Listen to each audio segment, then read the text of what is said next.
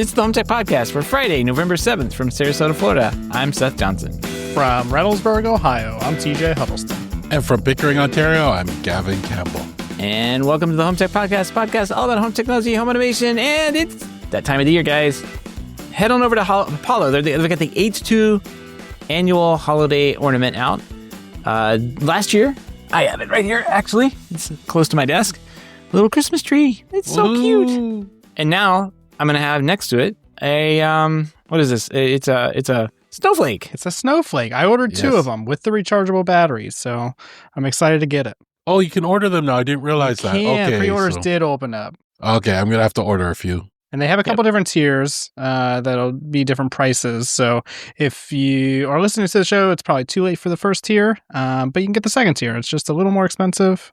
It's like $7 more expensive. So I thought it was like a charity thing, so I just did the second tier already. Well, I think it is, but honestly, I don't know what the tier is. The more you just want to give, I guess. I think it was just like, because I wasn't going to buy two, so I was just like, well, I'll just buy the second tier one, and it's $25 instead of $17, and it goes to the profits go to charity or something like that. So yeah, I'm down with it. There you go. Yeah, we should have them back on the guys over there at Apollo to talk about. Yeah, they're this. fun.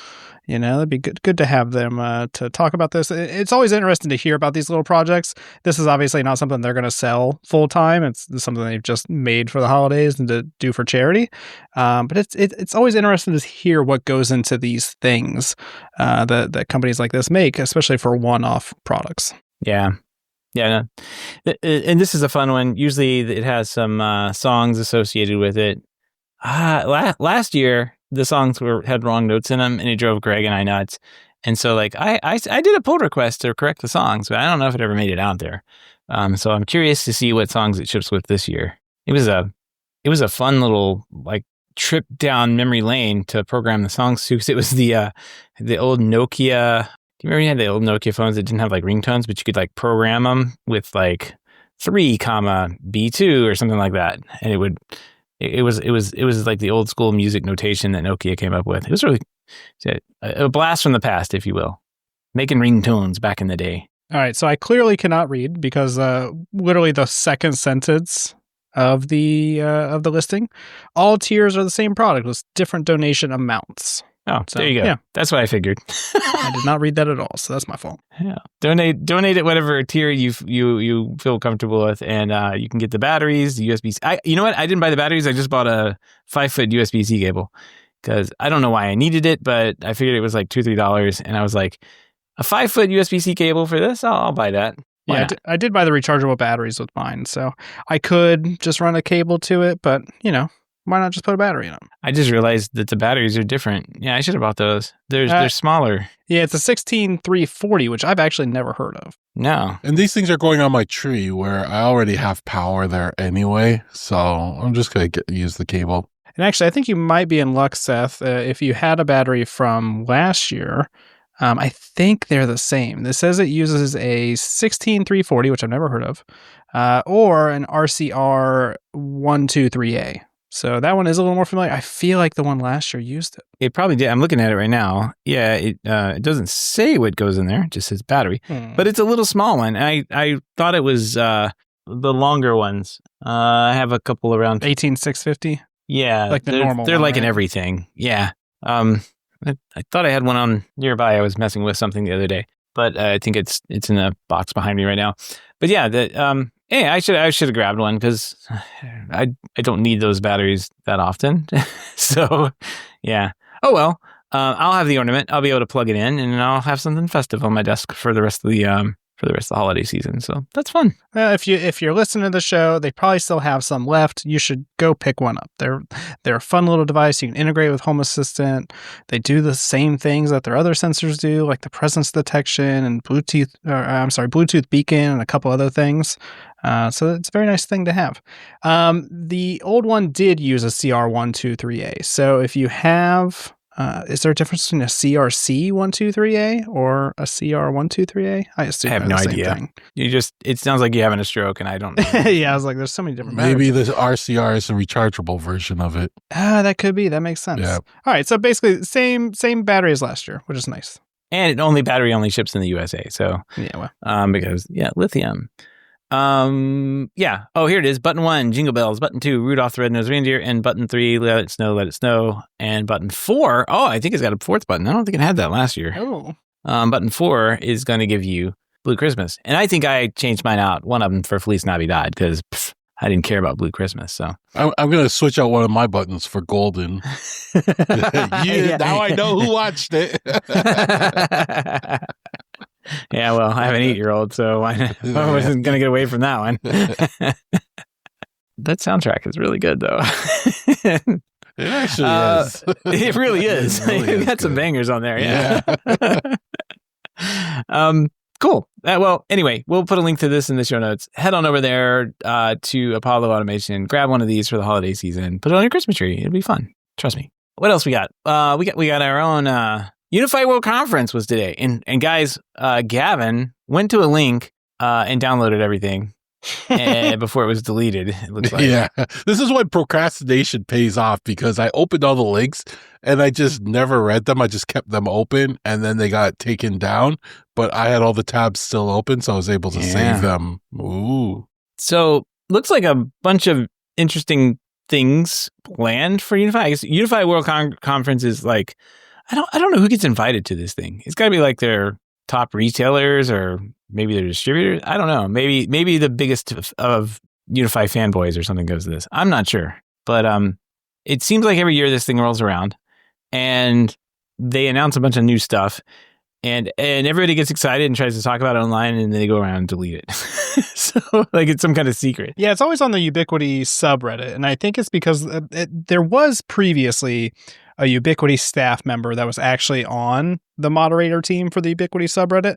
They are not on there anymore, but I highly doubt they fully gave up that power.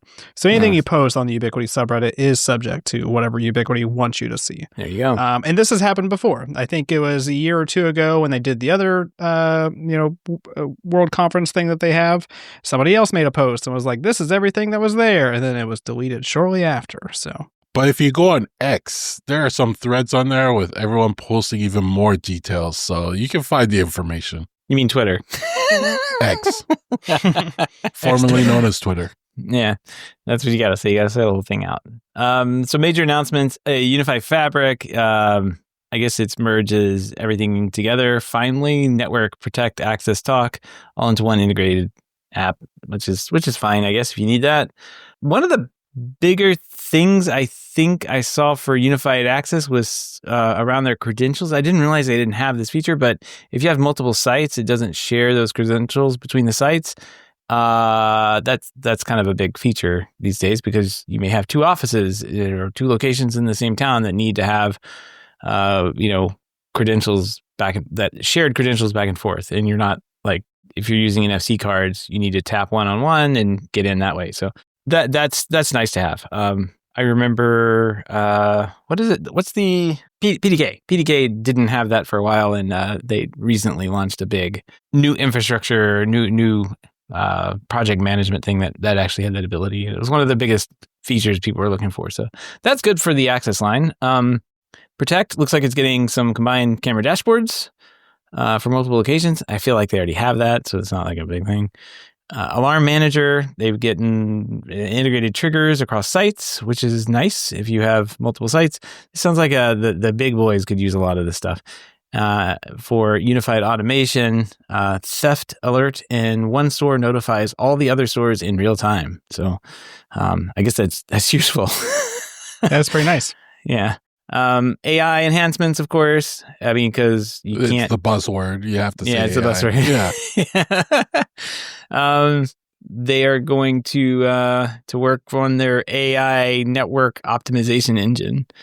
So there you go. It's going to use AI chips on the NVR switches and gateways for intelligent load balancing, better transactions between the access points or transitions between access points. I guess improving roaming around and that kind of thing is nice. There's a note here about converting on-VIF or Unify cameras for facial recognition and LPR. So I feel like maybe there's a device or something, but I think that's what the key thing does, right? Yeah, the AI. It's the AI port, which gives you like facial or people detection and stuff like that. The AI key, I think, is for like AI searches. So you can like look up like red shirt person or something like that, if I remember correctly. It's never in stock, so I would never have a chance to use it. So enables natural language search, like look for the blue bag person Yeah. entering room and say, that's kind of nice. kind of like what Turing uses. I use Turing for a couple commercial jobs, and you can literally type in, person with red hat, and it finds a person with a red hat. So that is really nice. Interesting. Yeah, we'll have to see what this is, because I'm not sure. There's not like a little heading on this one, but it says it runs on local or third-party NVR hardware, supports up to 1,000 face detections per hour, or 1,000 detections per hour, and can be modular, so older cameras can be made smart. This really sounds like the AI key and the AI port kind of like I'm slapped not really together. sure what they mean by that. But it said third-party NVR hardware, so I'm wondering how that integrates. Yeah. Probably through OnVIF. I mean, because most of them have some kind of interface into OnVIF, and you supply it the right URL, right? I don't know. Like all things OnVIF integrated with Ubiquiti, it's probably going to be limited, so and not work very well. Let's see, Wi-Fi 7, they've got that coming. Edge hardware, I saw something about this. I guess this was like a big thing in cameras. I think I'm like Verkada, I think is one of them. Is that the right name? I don't know. You basically like just plug in the camera to PoE, and it gets its deployment and everything. So in this case, you wouldn't need to have like a actual NVR or anything like that. Yeah, you would need to have a network controller on site, right? You plug it in, it powers up, and you're good to go. I think this would be really good for what are those point of sale operators out there? There's always like, you always have to add an extra access point in for those for whatever reason. So they want to have like a secure network back to where they are. So I don't know. I could see that being a good thing. So this is weird though, because it says it's for access points, right? So like what is the point of an edge deployment for an access point? You just plug in PoE, just like the like I was just thinking, there was a big thing for cameras a while back, and this would be like edge deployment for access points. You just go out, you plug it in. You don't have to worry about being on the same network initially, I suppose. I bet you like VPN, you can VPN into wherever the uplink can go into wherever it needs to go. Yeah, I'll have to wait and see what that means, because I mean, you can set up like an access point standalone right now with your phone. So I'm not really sure what they. Yeah, and I suppose you could do that with like the remote adoption thing. Do you remember that thing where you run a remote? Never used that, but I hear it works.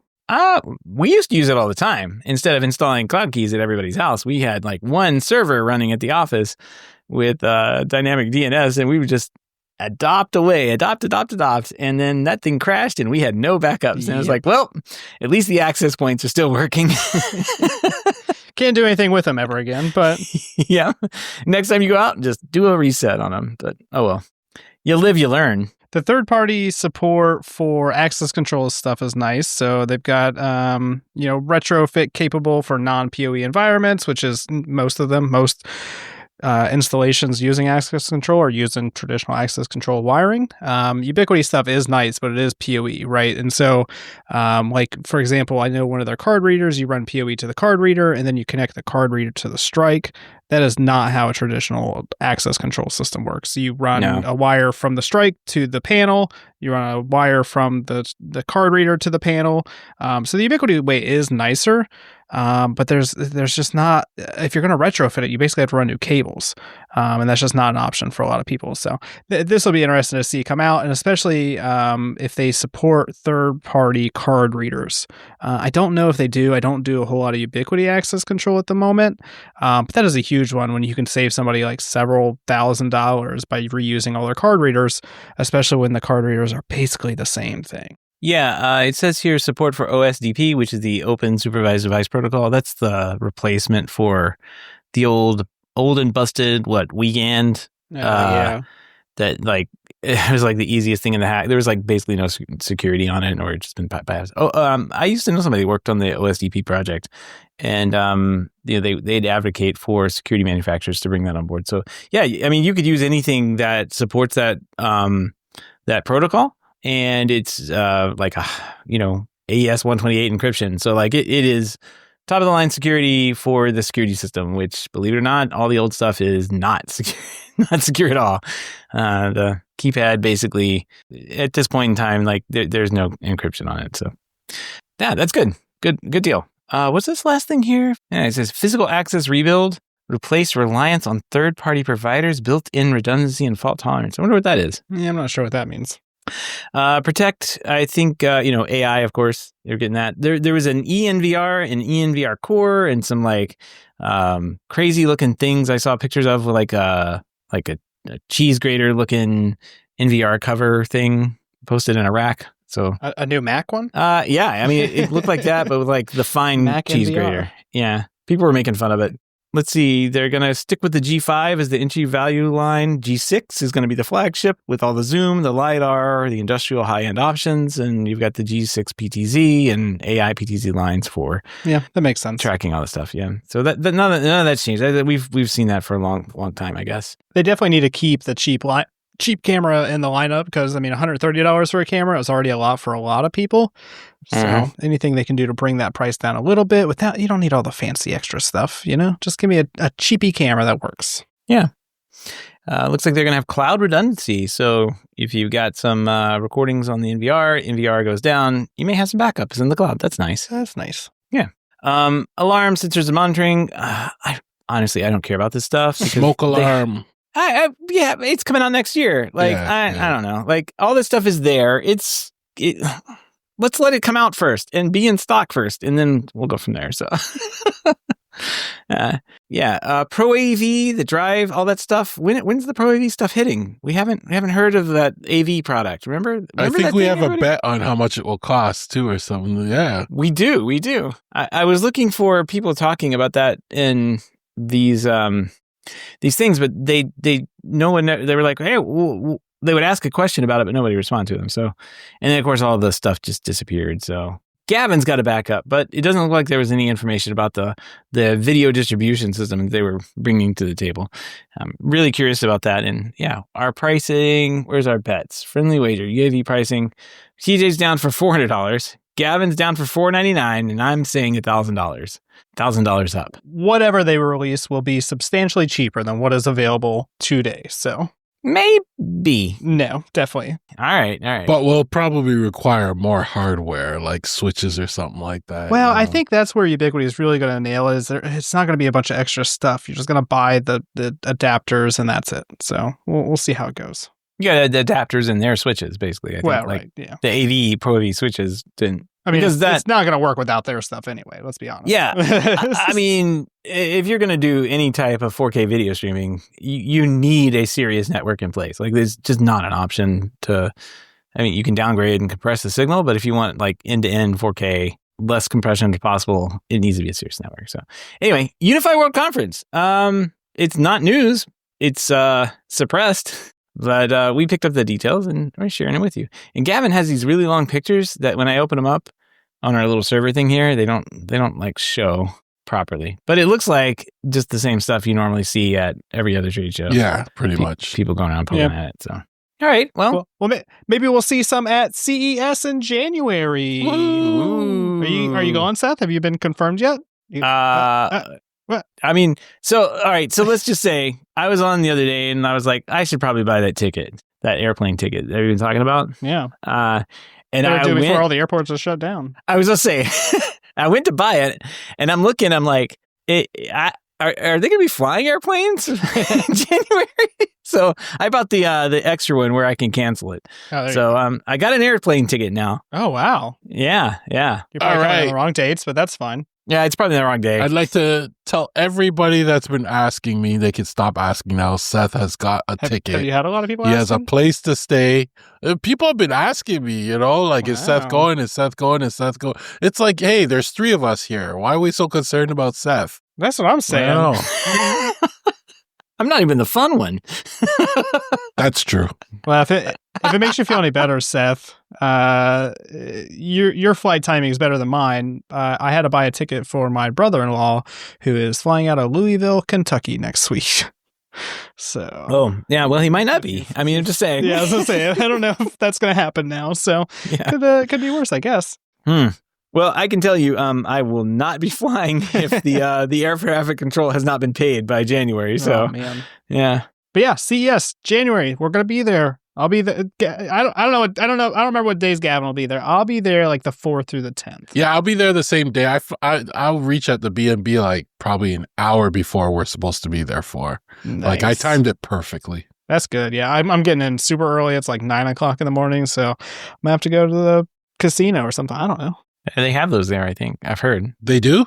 Yeah, it's a gambling place. Oh. I hear they have some other things, but I'm not sure I'll be able to visit those. I'll convince you. He's talking about like tourist traps? Is No, that what you're saying? buffets. Yeah. Ripley's Believe It or Not. Ripley's Believe It or Not, yeah. Yeah. All right, well, that'll be fun. Hopefully the air traffic controllers get paid and we can fly in January 2026. Come find us. Man, none of my stuff's refundable, so come find us. I saw that and I'm like, yeah, there's not a chance I'm paying for this ticket. Anyway, January CES 2026. Be there, be square, I guess, or be safe. One of the two. Anyway, we got a bunch of built-up HomeTech headlines because we took off last week because it was just too scary to have a show. And no, wait, Gavin cheated on us, then went and talked shit about me. Yeah, I Jim's heard. podcast. He was talking mad shit about you. I know, I was man. like, dang, is he really saying this right now? I couldn't believe it. It was a good time. I bet it was. No, it sounded like you guys were having fun, and it was a good show too. So we'll put a link to that in the show notes as well. But yeah, I was glad to have a little bit of a break. We had kind of a stressful week, and with Halloween and everything there. Did you guys, TJ? How many trick or treaters did you have this year? So we actually had way more than we've had any other year. So this year I only bought like 80 candy bars because last year we only had like 50 to 60 people show up. Are you kidding me? We got rid of all 80 of our candy bars within the first hour. Wow. And so like we just had to turn the light off. I was like, well, I don't have any more candy bars. And I wanted to be the fancy house. So I give out full-size candy bars. Oh, and yeah. Did you have to buy candy this year? Because it went up like crazy in price. Yeah. Well, we had a total of 0 kids come to our house. Don't you live by all old people? Yeah, pretty much, yeah. Okay, well, that makes sense. In our area, the kids started early. It wasn't even dark yet, and they were already early. But the reason why is because the World Series was on that. Yeah. And it started at 8. So you had the dads walking with the kids saying, hurry up, we got to get home. We have half an hour left. And they were rushing the kids through it. And about 7:30, it died down. Everyone was gone home to watch the World Series. I don't even want to talk about that. Turns out you didn't have to watch it at all. It was probably a good game, though. It was an awesome game. Toronto was in it. The whole city was buzzing. The whole city, the whole country. The whole country didn't. And what was really sad is people that were watching at home on Rogers, because Rogers owns the team. They also own the streaming and everything like that. Their app died multiple times throughout the game. So people were so upset because they were trying to watch the game and their streaming services were down. And yeah. They had one job. Make a lot of money, which they did. Yeah. You don't have to let's see. We had 0 people come by, and we do have kids around. We actually have a number of kids around, but everybody goes to the fancy neighborhood across the way where they have like the major displays and people handing out full-size candy bars, TJ. So, wow. Nobody was here. It was kind of sad. We had all this stuff. We still have all this stuff to give away. And yeah, I think the first year we were here, I might be mixing these up. The first year we were in our new house, it rained. The second year it snowed.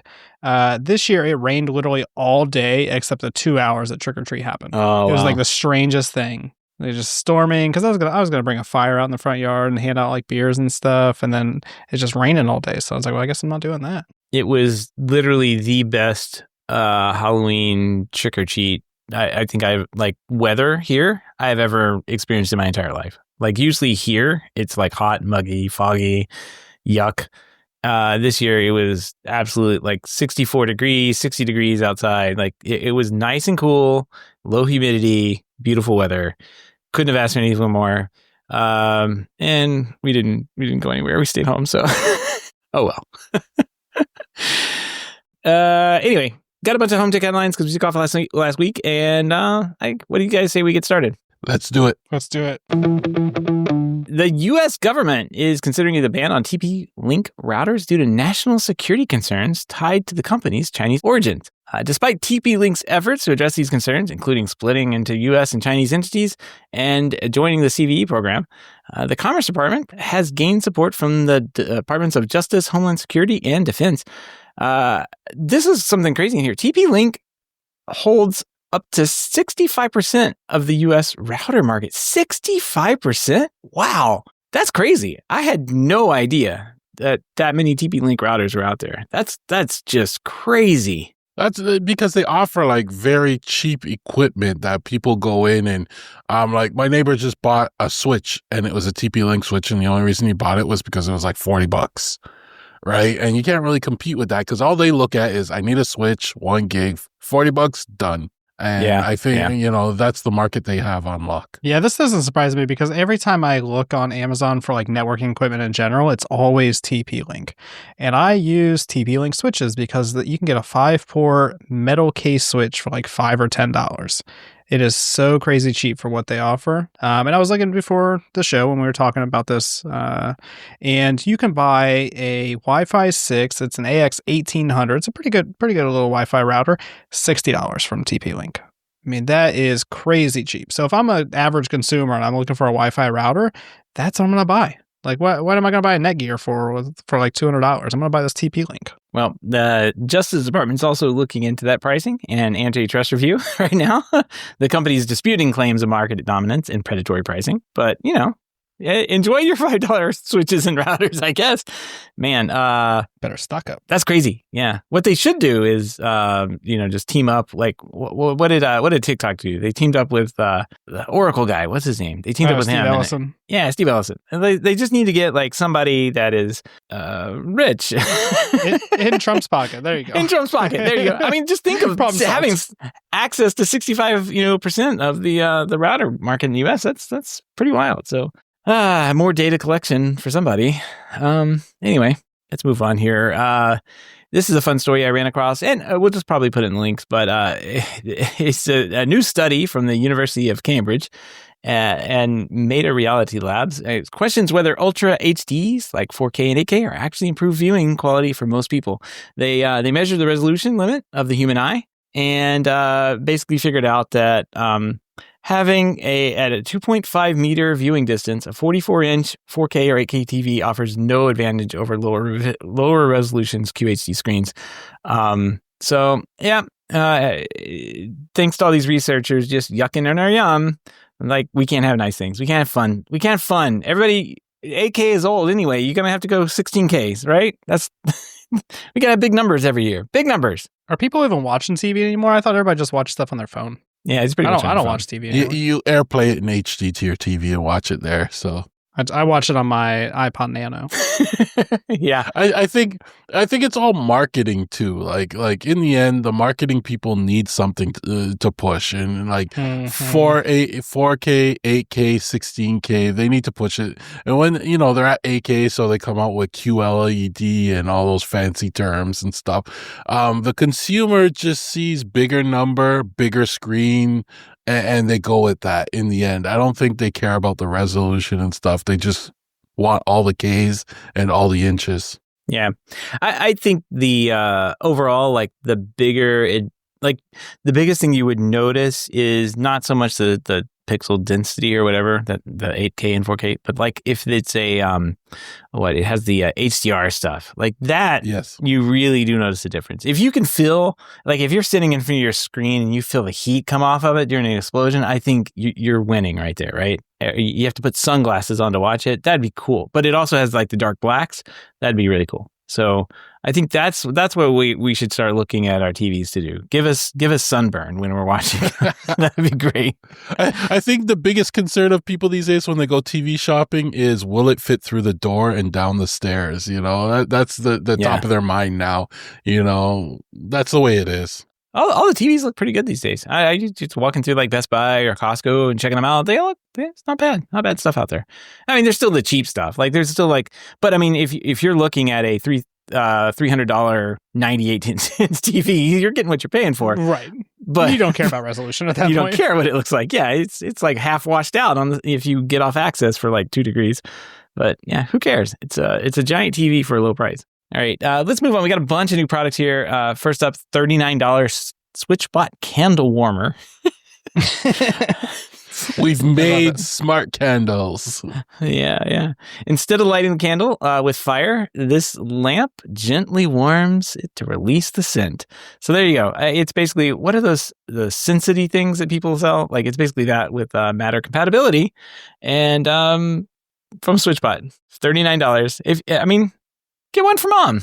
I think, why not? Why not? It doesn't look bad either. It's got like a lamp, like a bedside lamp or a table lamp and a candle. Like, it's like a heat lamp. Maybe you could use this for like a food lamp. You can get Smart food warmer? Yeah, food warmer. Yeah, it makes sense. Make your room smell like a hot dog. Yeah. We went to the same place. All right. Let's see. Wyze has a new doorbell, and it will last 6 months between charges. Introduced the new battery video doorbell, priced at $65.98. The doorbell offers up to 6 months of battery life between charges, and it'll charge up quickly, I guess. So that's kind of nice. 150 by 150 degree field of view, 1536 by 1536 HD plus resolution. So it gives you a nice little square image that captures both faces and packages, because they like looking at packages. The device supports two-way audio, video, auto responses, motion alerts, integrates with If This Then That. Hey, I haven't seen that name in a long time. Google Assistant and Alexa. So you can use the AI powered stuff if you do the Cam Plus subscription, of course, and you can also opt to store locally with microSD up to 256 gigabytes. So not a bad option for $65.98. Very cheap, even for Wyze standards, to be honest. And it doesn't look terrible. I was going to say, it doesn't look bad. Looks pretty nice. Honestly, I expected to open this up and look at it and go, ugh. But no, it's a doorbell camera. The camera looks like a camera. The button looks like a button. Yeah. And that's it. There's nothing else. It looks similar to like a Blink doorbell, but it's not as plasticky looking. Like, I don't know how to describe it, but yeah, maybe it is. Like the Blink one looks very similar in my opinion, but it looks very, very cheap in comparison to this. And they're probably about the same price. So, according to the Wyze's co-founder David Crosby, the product is made to address two common user annoyances: intricate wiring and porch blind spots. So there you go. I think this is probably going to fit a lot of use cases for people out there. And if you can't wire things up, 6 months is a good long time. You probably forgetting you had a doorbell out there after 6 months. I know I would. I forgot I had a light outside. My wife's been like, "When are you going to change that light?" I'm like, "What light?" I'm like, "Oh, it's the porch light." I went out and changed it, and she's like, "I've been asking you for like a year to replace that. Well, like I thought it was like a bad fixture." I'm like, "No, it's just the light bulb." Whoops. All right, let's move on. Sofabaton has the new X2 remote, universal remote designed to control a wide range of smart home devices with IR, Bluetooth, and Home Assistant integration. Supports local IP control, firmware updates, customizable macros for multi-step commands. I have one of, I guess it must be the X1 sitting over there. I haven't actually looked at it or used it in a long time. I don't even know where it is, honestly. I don't blame you. But this is a significant upgrade, so... A significant price, too, yes, right? Yes. So it comes down to once they make something that people want, they also have to increase the price because the features are not cheap. Yeah, there's a little touchscreen on it. I think the other one has a touchscreen on it. Maybe not. I think it maybe had a wheel on it. I don't remember. Pre-sale right now, $329.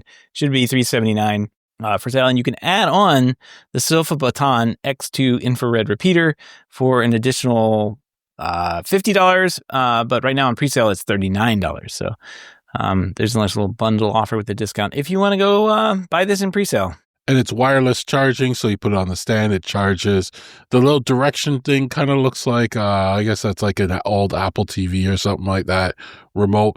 This actually... That's a little base station. Yeah. The other thing is like a... The hub. I don't know. It looks like a little round... spaceship looking thing. Yeah. It's like a hub, or I guess it shoots out IR signals too. What I like about this though is that it has the right number of buttons for me.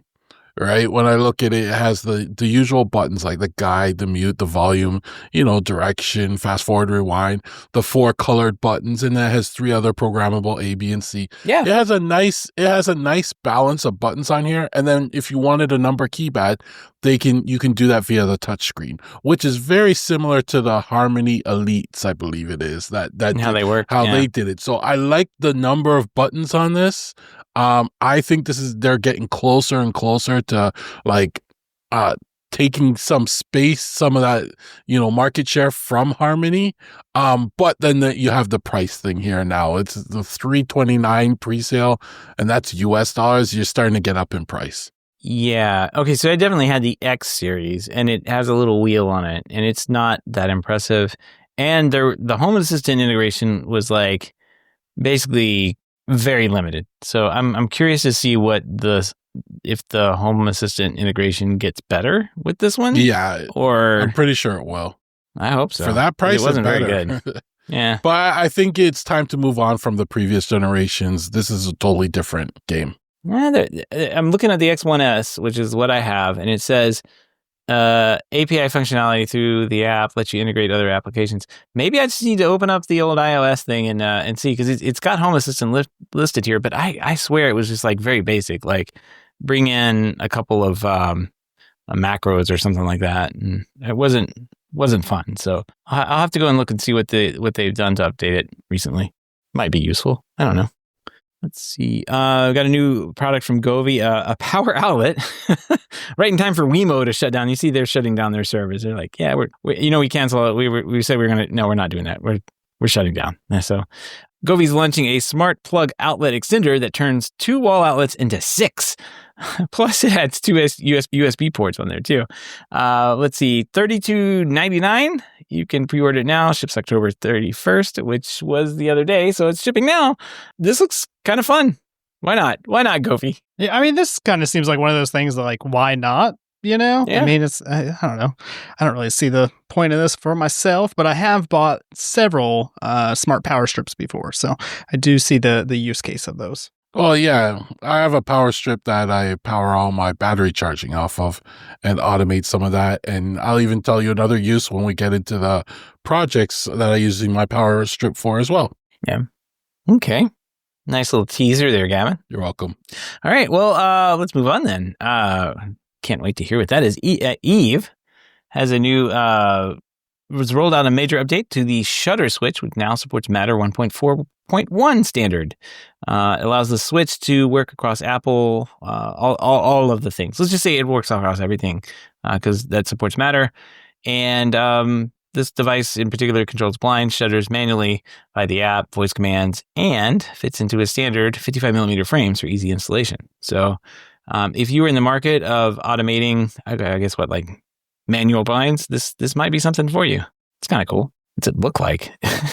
Yeah, I can't find a picture. It just shows me a wall switch. Yeah. Well, I guess it is the wall switch. Maybe right? It is the wall switch. Yeah. Eve shutter switch. That makes sense. Yeah. I guess this would be it was more a for square. the UK market, but sometimes we have some of those things over here too. So let's see. Matter over Thread window lever launched in Europe as well. We got another European story here. All right, this is great. A new window handle from German brand. Oh, I'll give up. Sagenia, I guess, has launched in Europe. It features Matter over Thread support. The window handle Gen 2 allows users to remotely lock or unlock windows, including automation and remote access. It also reports the windows open, closed, and lock status. We were looking at this in the hub, and I mean, it's just a handle, right? It's €90, it looks like, excluding shipping.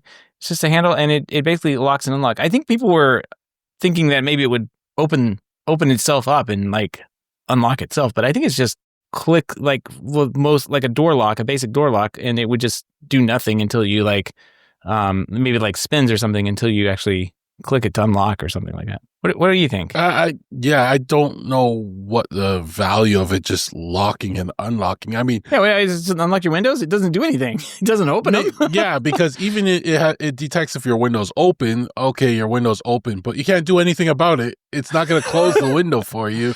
You can just lock it, Gavin. Yeah, so I don't know what the value of that is. I mean, maybe there's some security in knowing that they're locked, but yeah, if it opened the windows and everything, but that would be significant more money and stuff. All right, so I've been seeing this comment a lot online. Like people were commenting on this, and they're like, I don't understand the point of being able to unlock and lock your window because you can't open it.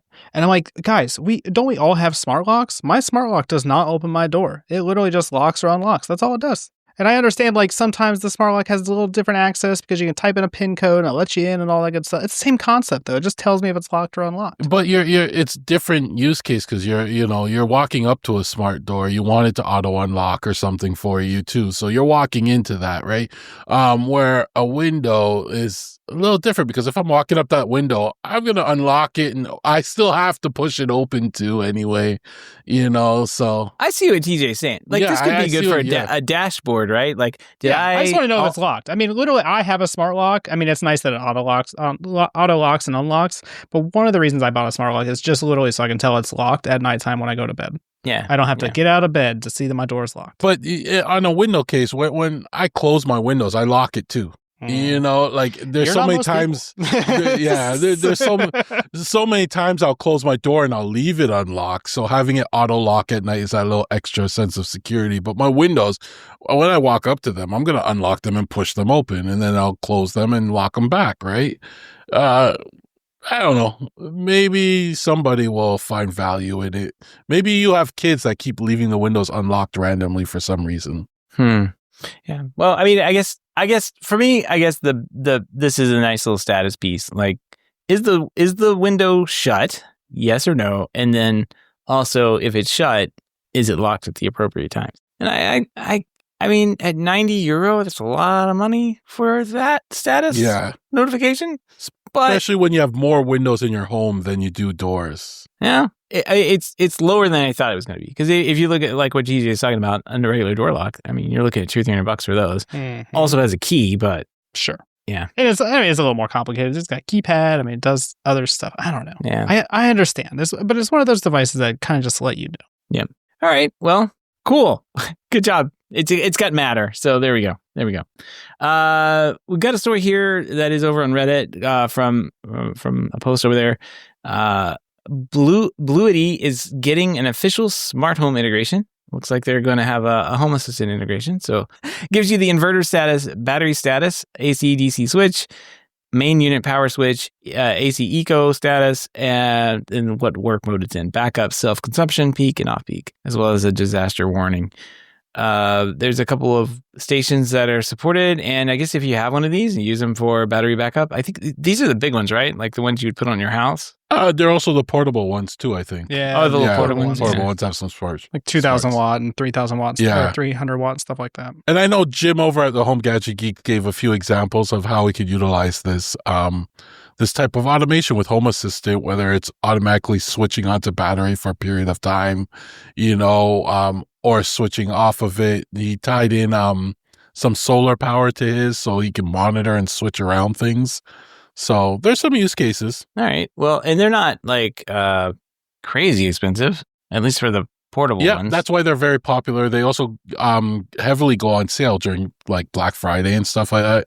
So if you're interested in one, just wait. Well, and I don't have to wait because already right now on their website that I go to, it says enjoy 55% off Black Friday 2025. There you go. So there we go. See?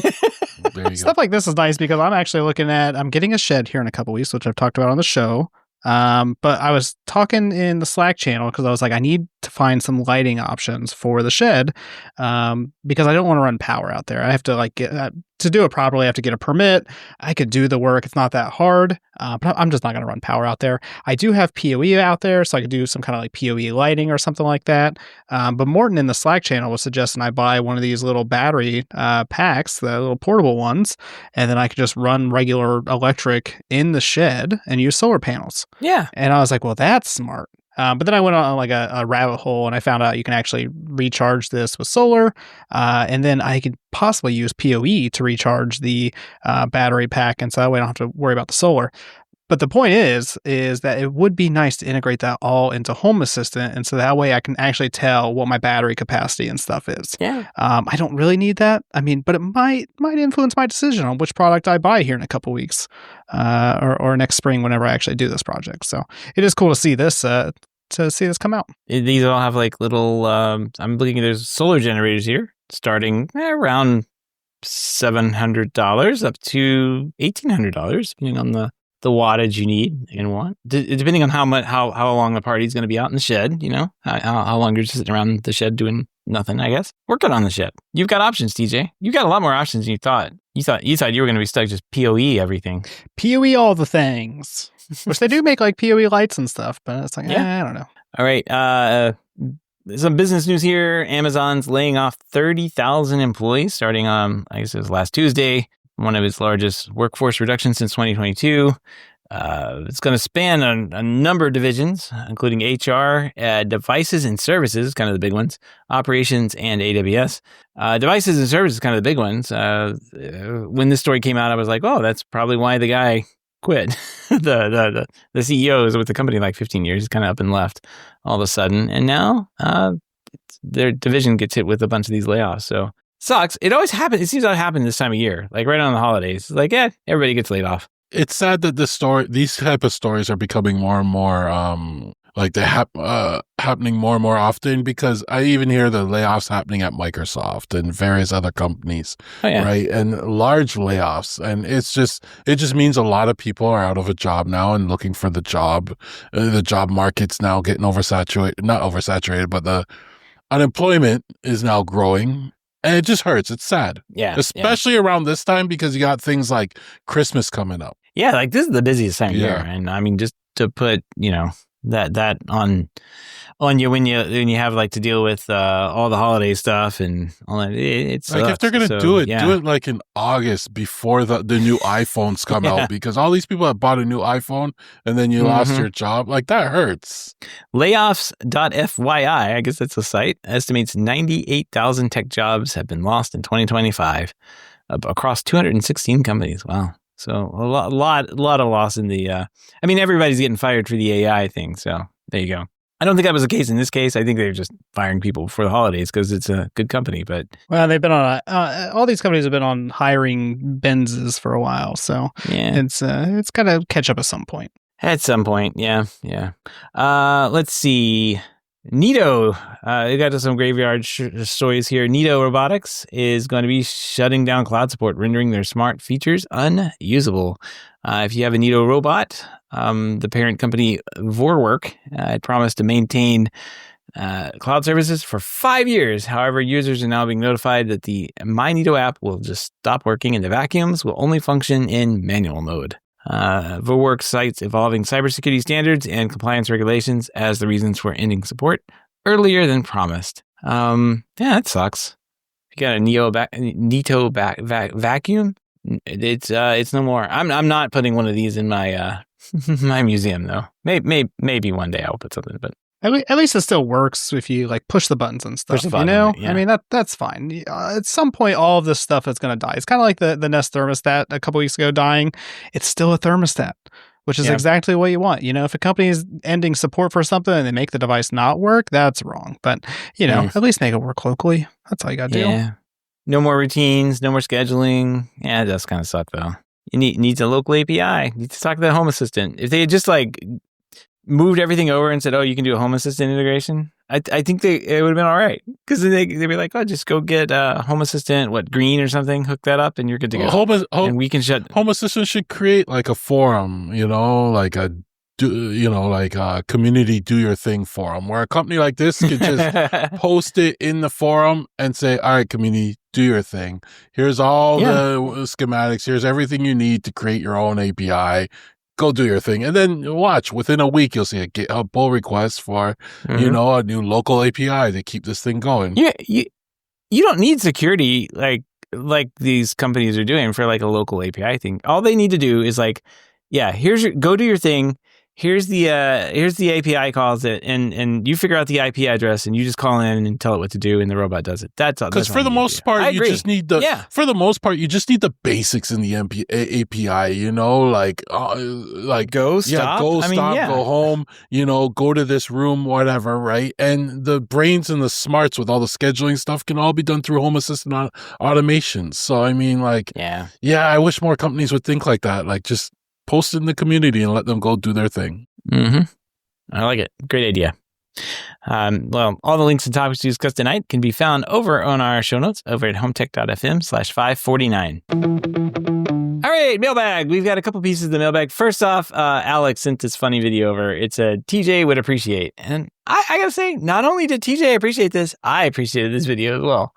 And it is a video over on YouTube. It's just a YouTube short. Yeah. It's called My Bluff. It sounds AI generated. I'm not going to lie, but it's funny. It's about pricing out a job and getting a job you didn't want. So customer called my bluff. Yeah. It's very accurate. I've done that a couple times. I've gotten smarter over the years, though. If I don't like somebody, I just don't work with them anymore. There's a very common, if you're not familiar, there's a very common tactic in the service industry when somebody doesn't want to do your job. They just give you like a ridiculous price. And so if you've ever gotten an estimate done for your house or whatever it is, maybe it's your car or something, and it's like 5 times what you think it should be, it's probably because they don't like you. Maybe they don't like you. Maybe the work is just too complicated. There's some reason they're giving you what they call the FU price. That's what I call it, at least. Yeah. But I've gotten smarter over the years. I just tell those people, hey, I'm not a right fit for you. I don't want to do these jobs, because like 9 times out of 10, when you give somebody the FU price, they accept it. Yep. It's so annoying. So it's a very real struggle. Yep. Definitely a real struggle. If you're on the pro side of this, definitely check out the video. It's quite funny. It's a funny one. And then we got another one here from let's see, it says name or nickname. It says Geoff, like Jeff, but with a G. So okay, it's Jeff. Jeff. I don't know why he said that. He just wrote Jeff. I don't know. Whatever. And it says, I love your show. Thanks, Jeff. I'm sure lots of your listeners have been fooling around with LLMs a bit and always struggling to keep up with your automation up to date, or just getting them to do what you want. I created an add-on for Home Assistant that helps you create automations using AI. We've been talking about this for a while, and Jeff has gone out and done it. It sends all your entities, helpers, etc., along with a prompt, so it's pretty good at creating working automations right off the bat. Love if one of you has a minute to take a quick look at it. It should save you time setting up automations and those routines. We've got a GitHub link here. It's free, open source, no strings attached, works with local or hosted Ollama and Google Gemini. So this is really cool. This is what we've been talking about. Like, I don't want to write YAML. Make an LLM do it, and this thing just takes all the entities and everything. I want these lights to turn on and off, make it happen, and it just goes and makes that routine for you. Brilliant. Good job, Jeff. Gavin, does it work? All right. So I, when I saw this, I got excited. I went over to the GitHub page, and took a look, and I was reading, and then I got to a section where it started saying cloning of Gits, and then, running make commands and compiling and all this stuff. And then I closed the tab. I will revisit this later when it's a little easier to implement. It just, it just lost me at something. It was just, at one point it was like, that's the easy stuff, Gavin. Well, that was more work than I really wanted to put. I've put work into things, but this was more work than I really wanted to put. Maybe it's a winter project. I'll give this a shot. When things quiet down, and it never quiets down, to be honest. I'll wait till it's a more streamlined, because then they were talking about like debugging. It is streamlined, Gavin. You just have to click the button. All right, then you go and do it and let me know how it goes. All right, I'm doing it right now. I'm doing it right now. Yeah, because you work with GitHub a lot. I'm not really good with it. No, it's literally a button. You just click the button, and it works. I don't know, and it's addon MQTTs. I don't know what that means. But yeah, there's an install link. We'll put the link here. I'll give you the install link. When I saw the make build and all this other stuff. No, that's for development. You're not doing development. Oh, okay. You read too many instructions, Gavin. The first thing on there says, "Here's the install link," and then you missed that part. Where's the install link? It's right. I'm off the page now because I'm trying to install it. Oh, okay, I see it. Okay, so. Yeah, you see, I'm the type of guy that just scrolls and tries to get the gist of it. He just keeps reading, Jeff. That was the problem. You should have sent him the other link, and he would have just if you just gave me like this link with the Home Assistant add-on repository, I would have clicked add to my repository and I would have installed it. But unfortunately, I got the link with all the instructions, and that just scared me away. So I'm gonna give this a shot then, and see how it goes, because I like stuff like I like when people work on projects like this. So I'm gonna give this a shot. Yeah, this is cool. Yeah. All right, bookmark for later. Check back next week. Now we'll get Gavin to do it. All right, I installed it. Maybe, I don't know. It popped up with asking about MQTTs, and I don't really know why it did that. You see, this is why I do these type of things. You know the Git piece, but I got my MQTT server and everything going, so I know all that stuff. I probably could have gotten the development environment set up faster than I can get it installed on. Probably, yeah. All right, we'll check back next week. Oh, I see. I have to add this thing, add the repository, and then it brings, automations creator right there. Boom.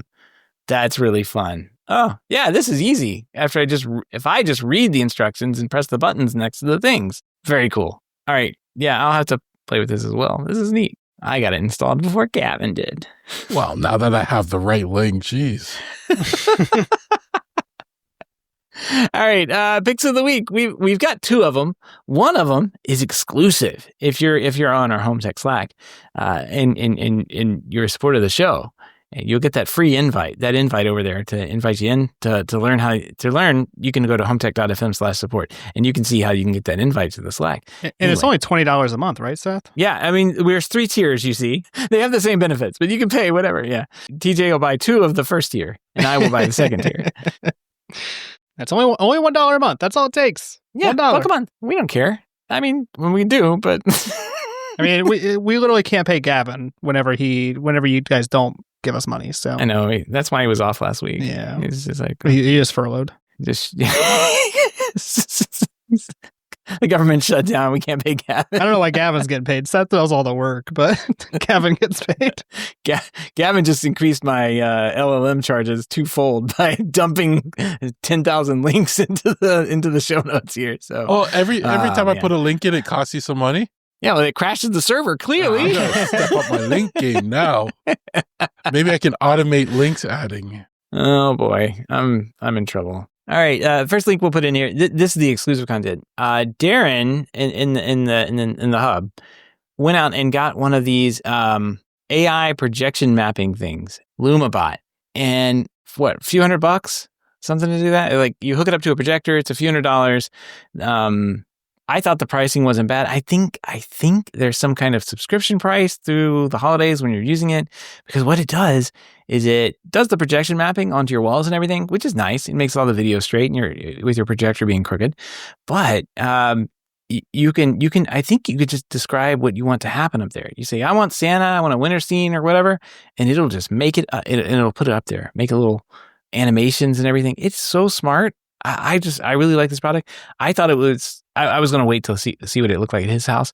His house looks amazing. These videos are crazy. And I mean, just to think like how much that would have cost, like even 2 years ago to do. I think I was looking at some products that without doing the videos and everything, like just doing the projection mapping and everything on a house, some of the lower cost ones I found were like $3,000-$4,000. Like it was up there. This few $100, and it makes videos, whatever you want, and puts them on your house. And Darren got one, and I gotta say, it was pretty good. So for those of us that aren't familiar with this is it just an app or is it actual hardware? No, it's like an actual piece of hardware. It's like a projector, basically. And it doesn't actually project it. You still need to buy a projector for it, right? You'll need a projector, and they have a pretty good like FAQ on their website that kind of goes over what kind of projectors you should probably have. You can have one or more projectors, and they can sync together and play the same thing, or map together and work that way. But yeah, you got to have a projector of some type. I think they do sell projectors, or they had versions of projectors they would sell. But yeah, it's this is probably one of the easier looking products, and he said it seemed to work. I think he said he had some firmware issues with one of them, and he's got to get it replaced. But it's the stuff he had looked really good. He has little talking pumpkins. He's got stuff all over his walls. Looks really, really nice. It was impressive, yes. Yeah. I'll put a link to that in the show notes, and if you're interested, you can check it out. And then, if you aren't in the hub and you just want your regular old picture of the week, I forget, somebody ran across this one. I don't think it was me. Maybe it was me. It was Martin posted it, I think, in the hub for us. Yeah. Well, I immediately went to it because I always have this problem, and I can never think of like what I want on my unified doorbell. And when I think of it, you have to go like find this right size GIF for it. Well, guess what? Someone has made easygift.com, and it will make a doorbell GIF size perfectly for for your unified doorbell. And you can just put whatever you want in there, and it'll make the GIF, and you can download it and put it right on your unified doorbell. Brilliant. Absolutely brilliant. You guys have one of these that have the little picture on it? It's usually of a dog. Like, that's what the default one is. I have the doorbell. I just haven't installed it yet. Still. I think I got this thing in March or something like that. I still haven't installed it, but yes, this is a link that I have saved for later. Yeah, I have the PoE version, and I have changed my doorbell GIF like 6 times, and it always reverts back to the dog one. So I'm not really sure what that's about, so I've given up at this point. Mine's been Napoleon Dynamite forever, so I don't know what's going on with yours. Yeah, that's weird. It's a useless little screen. I could go with a doorbell without a screen, to be honest. It's the dumbest thing. I don't know why they have it. Like, why? Yeah. Because it's so small, and mine's in direct light, so it's not like you can even see it anyway until it's nighttime anyway. So, like, I've used it one time to be like, to tell the Amazon driver what my PIN code was, so because I couldn't be there to pick up my package, and they did not read it, so. I think the use is you put some weird little GIF on there and people are like, what's that? And they lean in closer and you get a nice picture of their face on your doorbell because they're trying to figure out what the heck is on your doorbell. That's all I can think of it is. So if you have any feedback, questions, ideas for the show, or picks of the week, give us a shout. Our email address is feedback@HomeTech.fm, or you can head on over to HomeTech.fm/feedback and fill out the online form.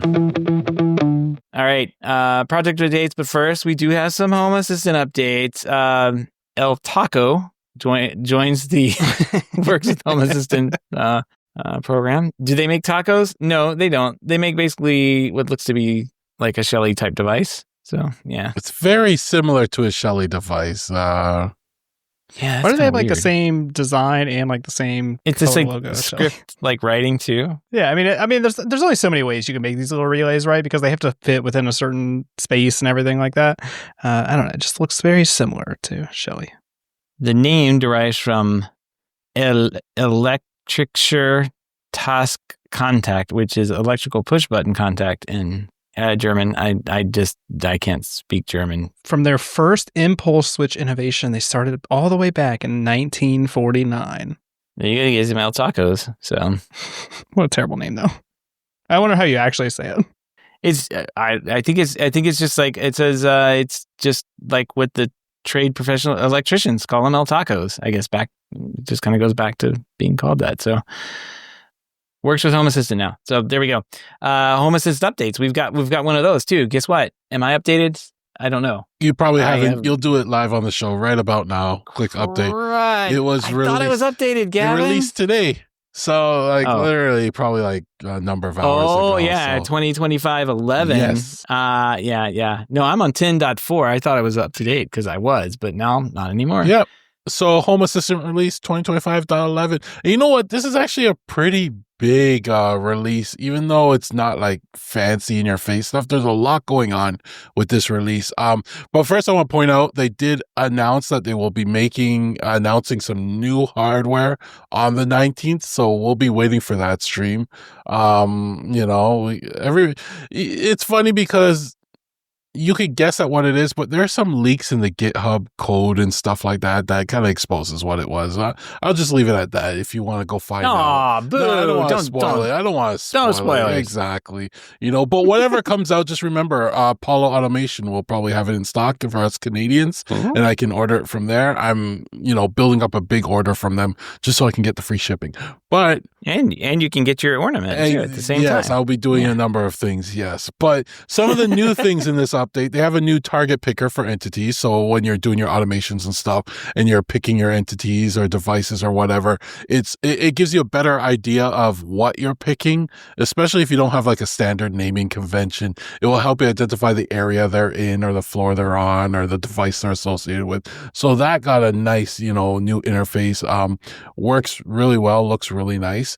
The automation editor, they're continuing to improve the dialogues, the sizes, the addings of triggers, conditions, and actions. So that got some cosmetic changes. Dashboard entity naming.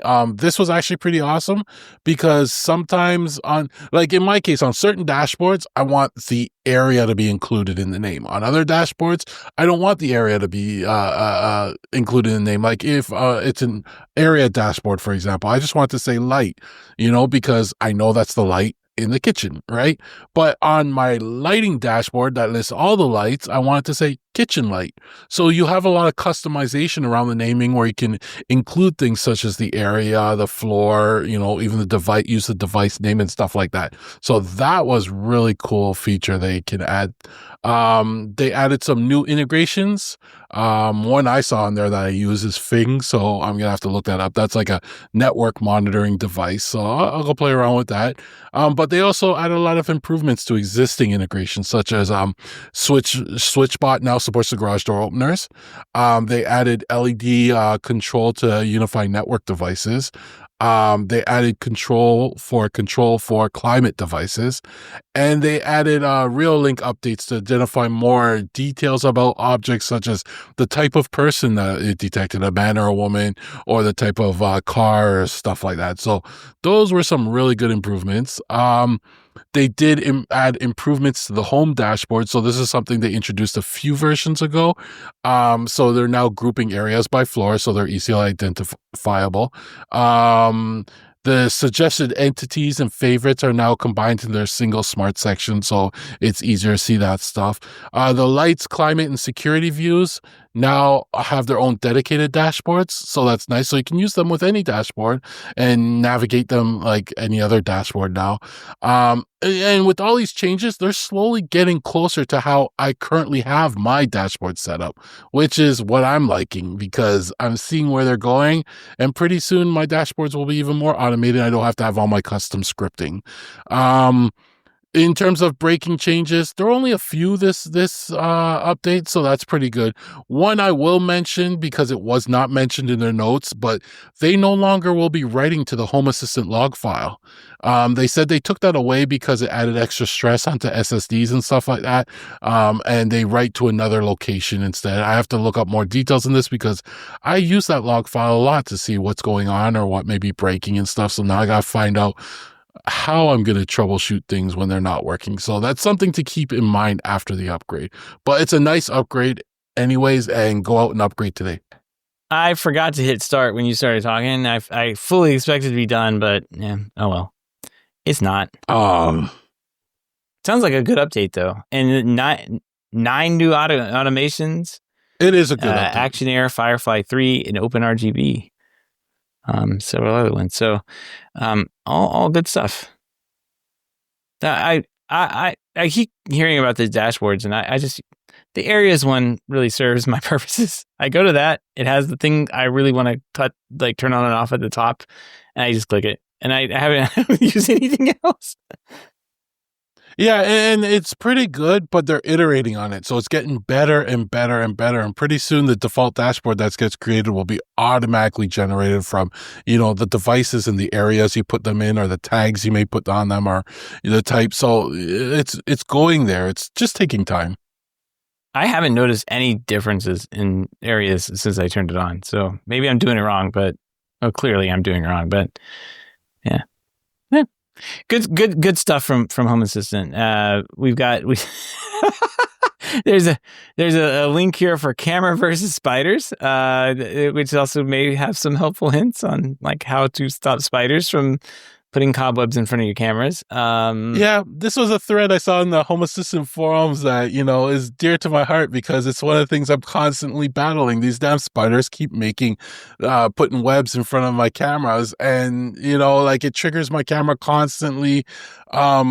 And the only way I could solve it is I go out there with a broom and I have to sweep them out of the way and stuff. But these people are complaining that their cameras are too high, so they can't really just take a broom. So people gave them other ideas like getting a longer broom handle, or like one guy said spray some eucalyptus oil on them. Another person said take the IR and move it off to the side. Yeah, that mint oil. Yeah, right? exactly. Yeah, Well, I mint put oil. the peppermint oil in my basement, and it's working great on my server rack. So it's. I'm glad that I'm not the only one that battles spiders when it comes to cameras and stuff like that. So it's a good thread. Yeah, I think the IR definitely attracts bugs. We have like moths and camera bugs. I've just gotten. I mean, it's Florida. What am I gonna do?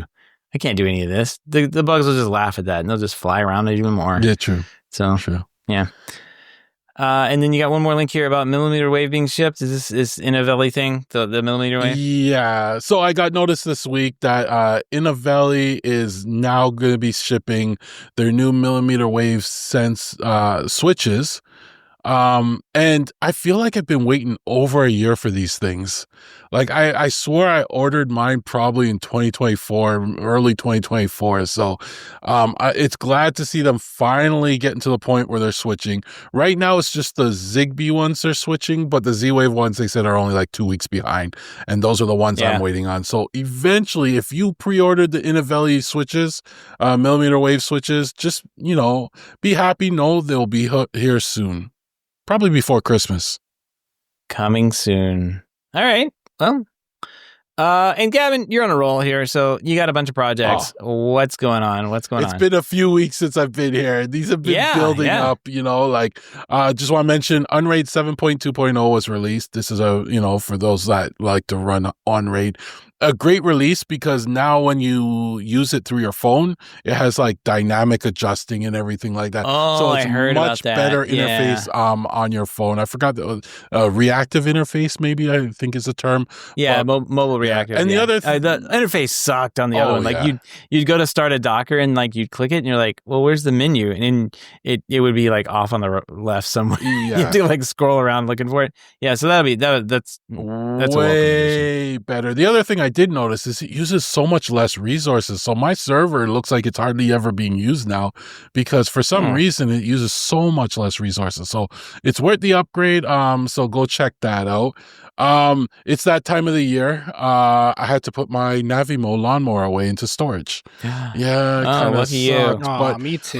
But the nice part is they released an app update, and the app update they actually add instructions or things to do when you put it in storage, right? So they tell you, clean it out, how to turn it off.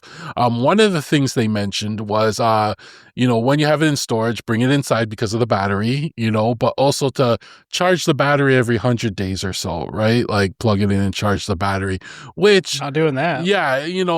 I'm already lazy as it is. So of course, I hinted at this earlier. I have a power strip in my basement. I'm just going to plug this into the power strip and automate the strip to come on every 100 days or something like that. And then just trigger it till it's done charging and then automatically turn off. And I'll just let it take care of it through the winter so I don't have to worry about it. But if you have a lawnmower and it's getting cold it's probably time to bring it in, and this is something you should be doing. Mine will be working through the winter. Yeah, lucky you. Yeah, I just boxed mine up. I didn't even know that you were supposed to charge it until you said it the other day, and I was like, "Oh, really?" Because I just boxed. This is literally the only box that I've ever kept in my life, and it goes back into the box and it goes into the office for winter.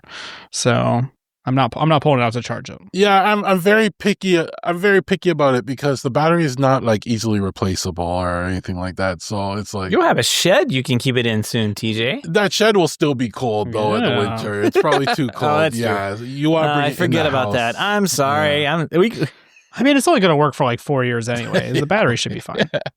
The other thing, I did get the Amazon Echo Dot Max. Did you guys order any of these Amazon? I did, but I canceled it. Oh, I did get the Max. It's actually pretty nice. It feels really nice. Sound quality is pretty good, but I don't have any Alexa Plus yet in Canada here, so it's not like I can do any of the fancy stuff that they were showing us, showing off. So, I like this speaker. I think it's a nice upgrade. It's a little expensive, I found, compared to what you were getting before. But, if that's probably because of all the Alexa Plus stuff that we're going to have to pay for eventually, right? So, but it's got 2 speakers in it. So sound quality, it seems like it was really good. I don't listen to music on it like constantly. Like if I'm listening to music, I'll throw it on the bigger speakers. But I mean, it's good enough for what it is. I like it. And I find it very responsive too. So if you're in the market, those new Alexa devices, they might be worth, a little upgrade. If you already have them, I don't think there is a need to upgrade. I mean, this does have other features like temperature sensor in it, I think was one of it. It has Zigbee controller in it. And it had, I think it's a Wi-Fi extender for Eero devices as well.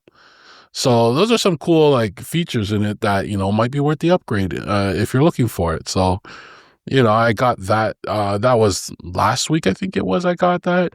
And then, we had a loss recently, my Sonos headphones, they fell in the pool. What? Oh, man, they're so expensive, Gavin. I found out Sonos headphones are not waterproof, and you know what? I really like these headphones, but I was doing some work by the pool and they fell off into the water and, by the time I fished them out, they were toast. It was crackling. I couldn't turn them off. I just had to let the battery die. So I lost my Sonos headphones. I like these headphones. I liked being able to sit in front of any of my TVs, press that button, and it switches to the headphones. I used them whenever I was out in the yard. I used them all over the place. I also have the Apple earbuds, but they always fell out of my ear. So I never liked them because I kept dropping them in the lawn and, it just takes that one drop where you didn't see where it goes and you lose it forever. Like into the pool. Like into the pool, right? So I'm right now I'm hurt. I lost my Sonos headphones. They were expensive. They were not cheap. And that's the part that hurt the most, I think, right? So I'm thinking if I should get another pair or maybe go with another set of headphones. But again, the Sonos headphones, I just like being able to use them with my TVs. And that's probably why I'll probably see if I can get my hands on another pair. That sucks, man. Sorry. That did suck. Yeah, that was a major loss, but it is what it is. And then finally, I was on Home Gadget Geeks episode 6. Cheater. Oh yeah, we know you were in that one, Gavin. I just want don't hate, But Seth, you got to get on that show and redeem yourself. Like Jim's waiting for an email there.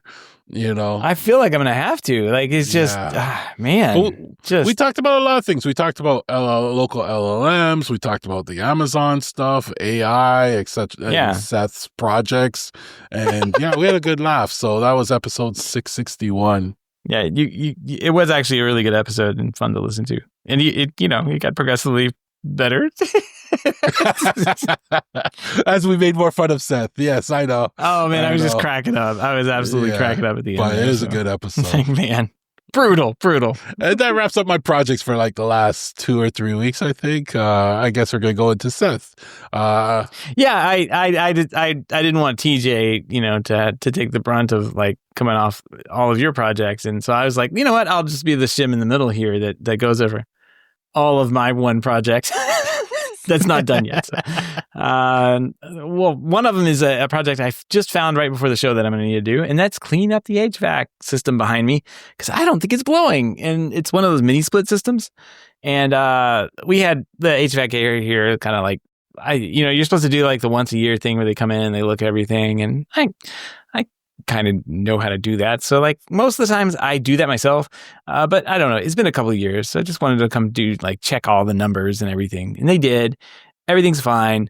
But he was like, hey, the fan inside that mini split, it's got some dust on it and we'd like to clean them off. You probably don't need to do it now, but if it starts like not blowing air or something, give us a call. We'll come back and do it. And it'll be a few $100 that we'll charge you. I'm like, So I was sitting in the garage today and it's like really hot. I'm like, what the heck? And the fan's blowing over there but like, I think it kicked off because it just wasn't working anymore. And the fan's not blowing very much. So I think the fan's just full of dirt and I need to pull it out, clean it out, do some basic maintenance on it. So that was me right before we started the show, sweating in my garage because it was like over 80 degrees. And it sucks when it's over. Disgusting. Yeah, it's just disgusting. So I mean, it's cold here. I mean, it was like 50 today. I wish so it come up was here. cooler in outside. I walk outside. I'm like, wow, it's cooler outside. This is my garage. It's so nice out here. Heck. So just move out and work out in the yard. No, not for all the spiders.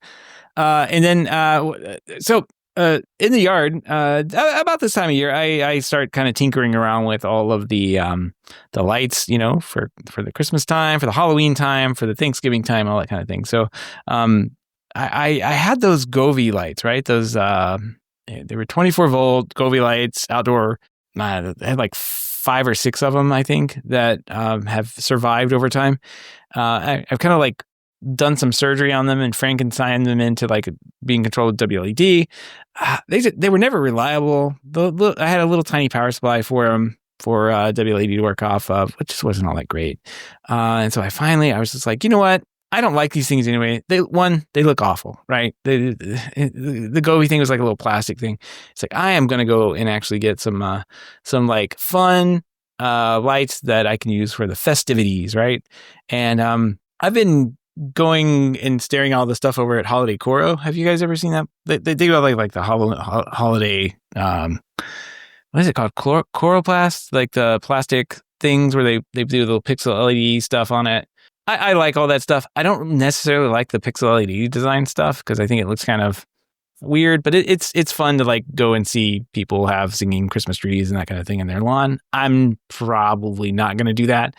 But yeah, I'm definitely not going to do that. Although my wife thought it was fun, but I'm not going to do that. They have some like RGB controlled like 10-watt floodlights, and I just picked up a couple of them and put them out, and man, what a difference they were. They have like glass front on them, so they're like built quality. They have like heat sinks on the back. They're all stainless hardware. They're built to last rather than like the Govees, which is like cheap little plastic things that were stuck out in the lawn. So I put all those out, hooked them up to my WLED thing, and I was like, man, this is great. You know what? I'm just going to order the rest of the Holiday Coro controllers because I know how to use all that stuff anyway, and get my lights actually hooked up and running this year on the old X lights, as they say, which is the pixel automation thing that you can use to like control and program your house and that kind of thing. So I was just been dealing with the WLED stuff for so long, and it's just frustrating. It doesn't work like you think it should, and I don't know. I know how these systems work. I know how the DMX controls on them work. I know how they work, and I know how they automate. So I'm just going to go that route. I bought a controller. I thought I was going to use the WLEDs as just DMX art node endpoints. Not going to do that. I decided just go all out, get 2 more controllers and just stick them out there on the stuff that I have. Just grin and bear it. I spent some money, and they're not controllers. They're like sub controllers, I guess. They're like, you connect 2 of them and they have 4 outputs, SPI outputs on them. So yeah, that's all going to get hooked up. I already have most of the lights out there because I never took them down from last year. And then my wife has been complaining for years that we didn't have like the old C9 light bulbs because I hate those things. But I noticed that Holiday Coro had those on their website, and they weren't a bad price for as many as I needed to go across the house where she wants to see those lights. And I just went and got them. So it'll be fun. I'll be able to control those and automate all the colors and pixels on those. And it'll just be big giant C9 bulbs on the house. So yeah, I'm looking forward to actually getting that up and going for the holidays this year. It should be fun. So nice. Clean my air conditioner, put up Christmas lights. That's what I got to do between now and Thanksgiving. So man, the American dream over there. Yeah. Yeah. I just get jealous every time he talks about it being warm. I don't, because I remember. Yeah, there's a trade-off here, Gavin. That's true. There's a lot of places that are warm that you don't want to go, Gavin. That's true. The desert? Florida. Not necessarily in that order. Arizona? Yeah. Same thing. Yeah, the desert's really nice at night. It's very cool. Not humid. Anyway, TJ, that's my projects. What have you been up to? I have been buying things as Like a as shed? you do. Yeah, the shed. Well, the shed. I made a deposit on the shed. I think we're getting it. I think they said it's scheduled for delivery around the 17th of November. Oh, it'll be a Christmas shed. So that gives me plenty of time to find somebody to do the shed pad after the last person backed out. So I had a person scheduled to do the shed pad last week, I believe, and they did not show up and they did not contact me ever again. And I think I found out why, because they charge a third of what they probably should have to do the shed base. So I've been contacting the other companies, and I contacted this one company, and he was very nice. He told me exactly what they would use and how much and all this stuff. And so I added it up, and I was like, oh yeah, that guy was way off before. So it's a good thing. Good thing he did not do it, because it would not have turned out good. So I found another company. They seem to know what they're doing, so I'm gonna get that probably scheduled next week. There was a weird comment. So I made a post on Reddit or Facebook or something, and I was asking, about something about the corner where the shed is gonna go. And somebody pointed out, they're like, well, I mean, it's very close to your power lines. Are you sure that you're allowed to put it there? And I was like, I mean, I don't see any reason why not. I mean, I already got the permit from the city, and the city doesn't care, so why would the power company care? So I went ahead and I just did a little preemptive contact, and I contacted AEP. That's our electric company here, and they're going to investigate and make sure that's not a problem. What's nice, though, is they actually gave me a little email that says, we do not object to the shed being put here. And so if there's ever any problem in the future, it's not a big deal. The only reason that I think this might be an issue, the location itself, is because it's literally right next to the electric pole that gets fed to our house. And so if they ever had to replace that pole or replace my wire, it might be a little more difficult. But I don't think it's the end of the world. Is it in the easement, within that 5 foot? Oh, it is not. So it's not in the easement. The only reason I'm worried about it is because it's a 12-foot high shed, and so it's going to be relatively close to the power line. Not that close. But not that close. So the guy didn't seem concerned about it. He kind of seemed like, I don't know why you're calling me right now. But somebody said it, and I was like, I better check, because my luck, as soon as I get the shed in place, they're going to be like, actually, you can't put it there because of the power line. So that is in process now. I should have a shed in a couple weeks, though. So I'll be talking about some shed projects as we get closer to that, I'm sure. Yeah, that ring in my mind. I remember my old house, they had a pool in the backyard, and the power lines went right over the top of it. But I mean, this pool was made in the 60s, so probably before that NEC requirement was in place. Mm-hmm. But yeah, I just remember floating around in the pool, looking up and seeing the power lines, just giggling But I was wondering if there was an NEC for sheds. It doesn't appear there is any guidelines on that. So yeah, and I don't like I said, I don't. It doesn't seem to be an issue. So I should know tomorrow for sure. They turn it into a customer relations team and a site survey team, and they actually look at everything. I don't think the city really cares about that kind of stuff, because for the city permit, it seems like they're basically just looking for your lot fill.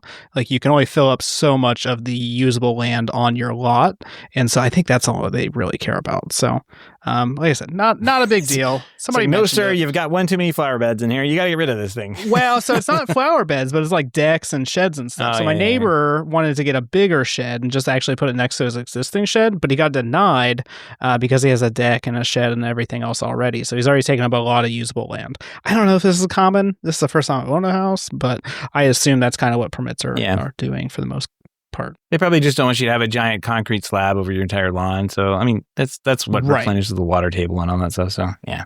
Yeah, you kind of need water, so that makes sense.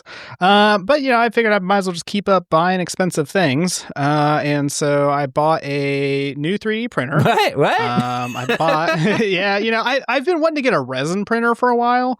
I don't really have a space that would work good for a resin printer, though, because you really need to ventilate it outside because of all the smells and stuff that go on. Oh, yeah, they're I was going to buy a resin printer.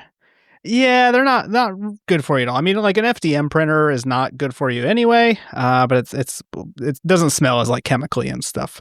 And so I went and talked to the Micro Center guy about resin printers.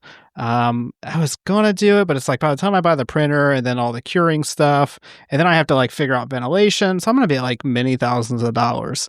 And I don't even really have a space to put it because like it's about to be winter time here. Yeah. So like what am I gonna do? Vent it outside and let all the cold air in? So I just wasn't trying to figure all that out. And so I went and I got a Bamboo Lab P1S. This is a very nice printer. It's a enclosed printer. I've never used Bamboo. I think this is the company like last year I said I would never buy because they like knocked off integrations to like Home Assistant or something like that. I bought them anyway. This is a very nice printer. Honestly, I have not owned a printer in like 4 years now or so, but printers have come so far. This printer, I think, normally is like $500. It says $700, but I find that hard to believe. Yeah. $700 normal price.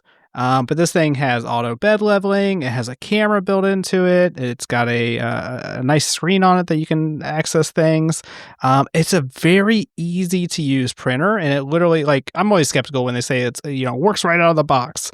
This one actually did work right out of the box. I plugged it in, hooked the filament up to it, and then I started it up, and it did the auto calibration. The auto calibration is hilarious because it like goes around, touches the bed and makes sure the distance and stuff is fine.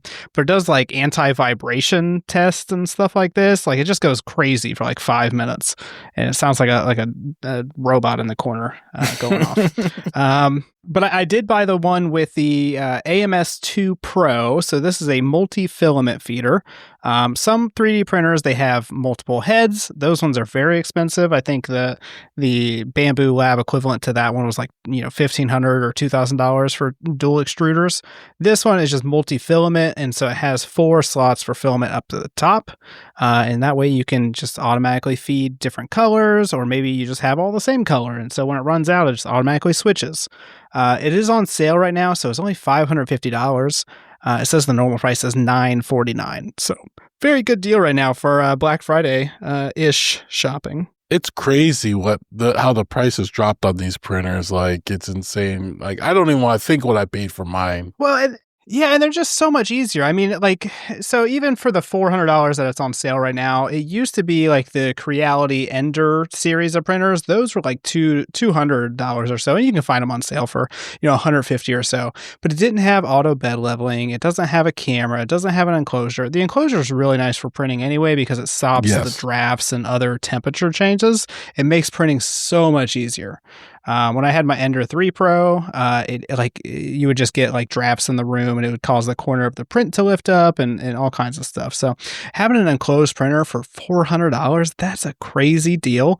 The Bamboo software is really nice as well. I've actually really enjoyed it. So I'm liking my decision so far. And I find when they added the auto bed leveling to printers, that was a game changer for me. Yeah. Like having to level your bed before. Yeah, that was just a task that you hated to do. And when they added, it's always the stupidest thing. You have to like put a like piece of paper underneath there, and like everybody's definition of like tight is different. So it's like put a piece of paper underneath there, move it till like you can barely move it, and it's like, what does that even mean?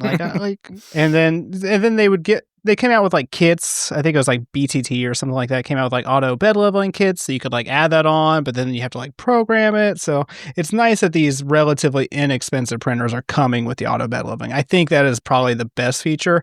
The camera's nice. I mean, people were adding like Octoprint and whatever else to their stuff before, so they could see their printer live. The camera on this thing is useless because it's very slow. So I mean, it's cool for like time lapses and stuff like that. And I guess you could like check on your print, just to see if it's going on. I actually have a Unify camera on mine. I created a little mount and I just threw it in there, and that way I can view it from my Protect app as well. Yeah, that's what I plan on doing. There's a couple mounts that are designed for it, so I'll probably end up doing that. I have a couple G3 or G4 instances laying around, so. It is kind of cool to have a 3D printer again, though, because I've already made my first 3D design. So I bought a couple weeks ago, or a month ago, whatever it was, I bought one of the 2-bay desktop PoE NASs from Ubiquiti. It's supposed to just sit on your desk. It's PoE powered. It's really cool. It's honestly the only reason I bought it is because it's PoE powered. But I wanted to mount it on the wall, and nobody makes a wall mount for it. So I designed a wall mount for it. Wow. See, already making money back. Yeah, probably not. I think that's where I went wrong with 3D printers last time, is I tried to make it into a business, and that's not fun. But look at this. So you can't see it if you're listening to the podcast, but this is my my mount that I made. Isn't that nice? Nice. Yeah, holds it. Beautiful. So that's fun. I got something to do now with my free time.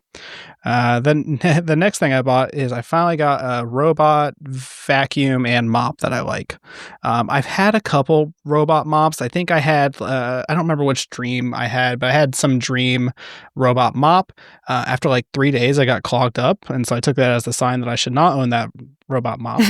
And that was after it vacuumed already. So I'm not really sure what that was about.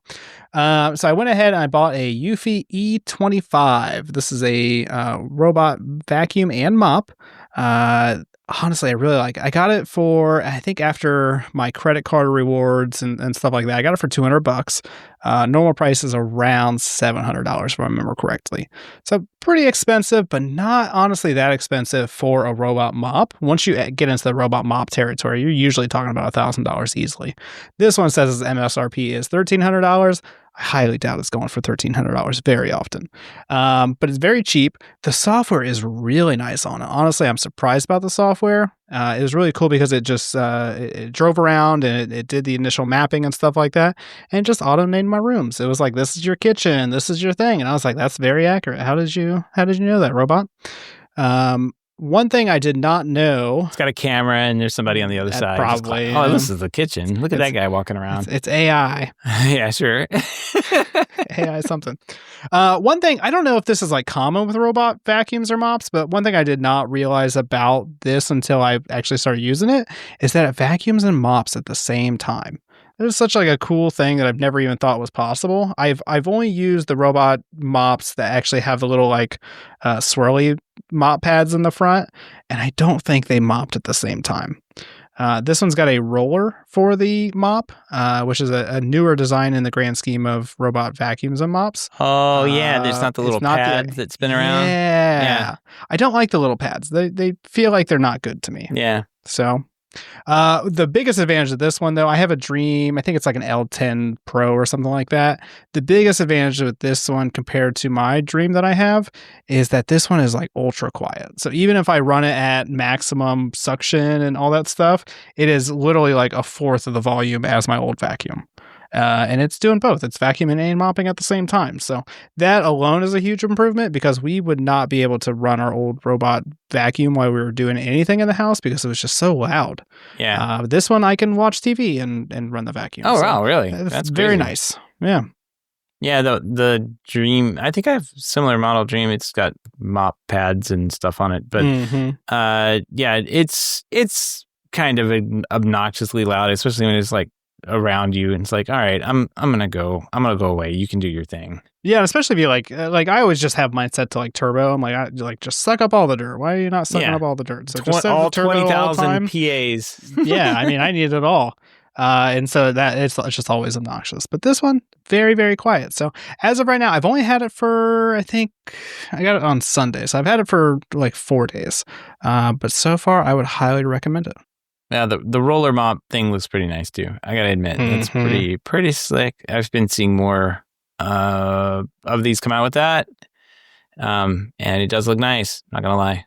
Hopefully, it doesn't spy on you and send pictures off somewhere. But does it have good Home Assistant integration on this one? I actually have not checked at all if it does. Maybe I should. It uses a different Eufy app than I'm used to. It uses a Eufy Clean app. I've only used the Eufy Home app before. So I'll have to mess with it and see if it integrates with Home Assistant. Oh, my Home Assistant's updated.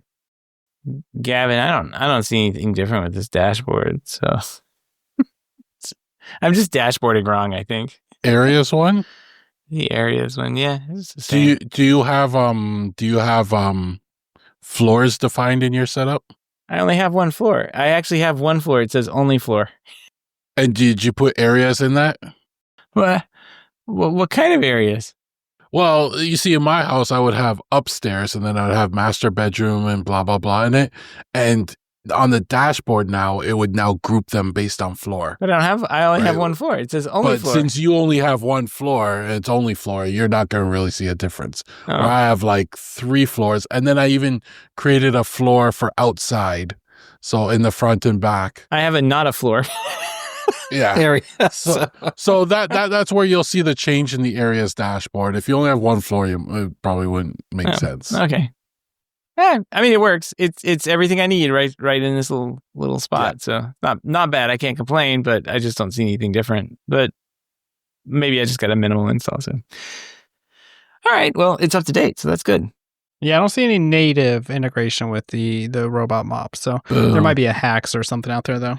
Where there's a will, there's a Home Assistant way, is what I think they say. So yeah, somebody's gonna have hacked it together. All right. Well, I think that's going to wrap up the show this week. A very, very long show after 2 weeks. Maybe I'll get this edited as soon. I don't know. Like, I need to get the last time shows out. What is it? 2 weeks ago now, before Halloween, and then now this one after Halloween. So I will try and crank through and get them on. My big project at work is pretty much wrapping up, and hopefully will be in someone else's hands soon. So I will be able to kind of have some more free time on those kind of things. So yay. We want to thank everyone for listening to the show, but do want to send a special thanks to those who are able to financially support the show through our Patreon page. If you don't know about the Patreon page, head on over to HomeTech.fm/support to learn how you can become a patron. For tier 1 is $1 a month. And then we also have a tier 2, $5 a month. You get to a big shout out here on the show, but every single pledge, both of them, get you invited over to the private Slack chat where you can see Darren's videos, which you can't see in the pick of the week without that link. That link brings you to the Slack hub, and then you're in there. You can watch them. I guess that's as hard sell as I can do. It's just not gonna get me. But anyway, if you can't support the show financially, just appreciate a 5-star review or positive rating in the podcast app of your choice. That's gonna wrap up the week in home tech news this week. Everybody have a great weekend, and we will see you next week. Take care. Till next time.